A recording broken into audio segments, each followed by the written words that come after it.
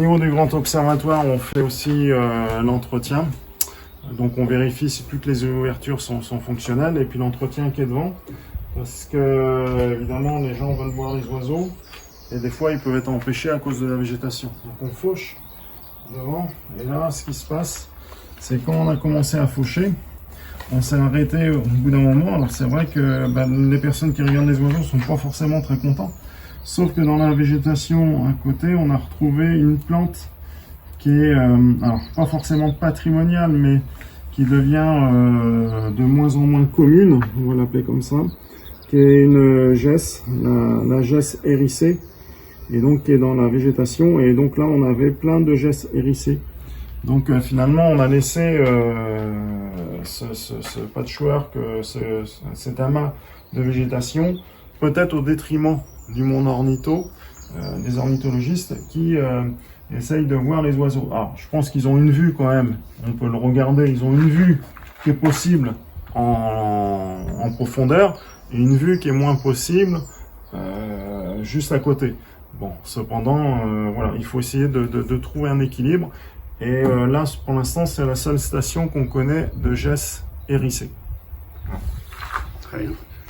Ah. Donc, combien d'espèces d'oiseaux vous avez là sur la réserve Là, actuellement, on est le 26 juin. Au 26 juin, on doit avoir 45-50 espèces d'oiseaux. Voilà. Alors, depuis maintenant plus de 15 ans, on est rendu à 234 espèces d'oiseaux. Parce qu'il y a les migrateurs, évidemment. Donc, en fonction des pics de passage, on peut avoir sur site, des fois on fait des inventaires, on va avoir une cinquantaine d'espèces ou plus d'une cinquantaine d'espèces. C'est qu'on va avoir les platières. Donc les platières, ce sont des petits îlots où c'est pratiquement minéral. Bon, on voit un tout petit peu de végétation, donc ça va être enlevé plutôt en décembre parce qu'il faut que ça soit vraiment minéral quand ça arrive au mois de mai. Mai, avril surtout. Et là, on va retrouver donc les laridés, donc le goéland brun, la mouette rieuse, la mouette mélanocéphale, mais aussi ça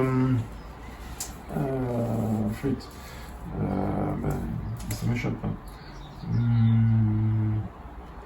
Effectivement, on a un arbre mort, c'est un chêne, enfin un arbre mort, c'est un arbre sénescent.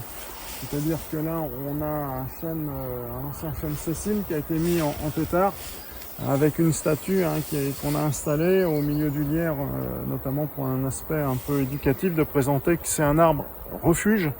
Et donc, on peut avoir de la chouette. On a des trous de grands capricornes du chêne. Et si vous voyez avec votre caméra, on aperçoit une petite couleuvre qui était juste là, qui était posée et qui a dû partir parce que je l'avais tout à l'heure, je la voyais. C'est pour ça que j'étais plus discret, mais elle était juste là. Une petite d'accord, la couleuvre monte dans les arbres. Ouais, une petite couleuvre d'esculape. C'est une petite couleuvre d'esculape qui était présente. Et donc ça sert de refuge. Ça sert de refuge et puis aussi de garde à manger, puisque elle peut aussi manger des araignées, manger tout un tas de choses.